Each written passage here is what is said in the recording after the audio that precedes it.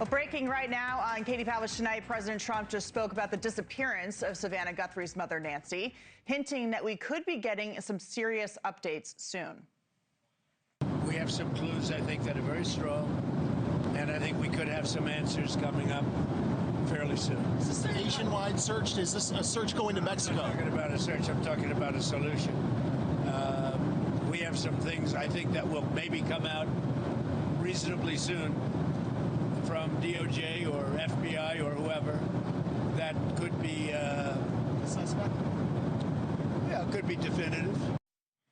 That after a revelation that a local Arizona news station was sent a second note on Nancy Guthrie, which the FBI is now investigating. It's important to note that this was the same station that got the initial ransom note this week. And joining us now is Mary Coleman, KOLD news anchor and reporter who got that note earlier today. Mary, thank you so much for joining us tonight. I know that you're not trying to release too much information about the note, but what can you tell us about the nature of it and how you know it may be legitimate?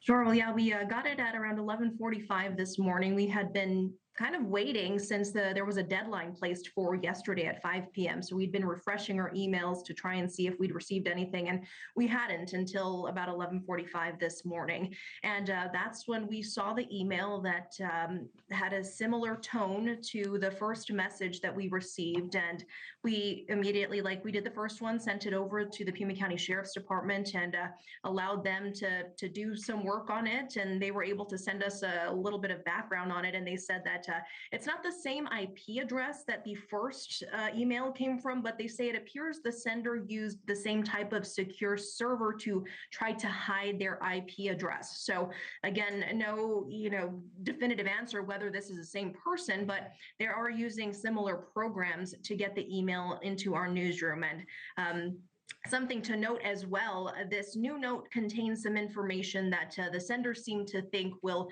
prove to investigators that they're the same people who sent the first one. And a lot of people were asking, hey, are we sure it's the same person? Well, we're not, but some of the contents of this letter certainly show that they're trying to show that they are, at least.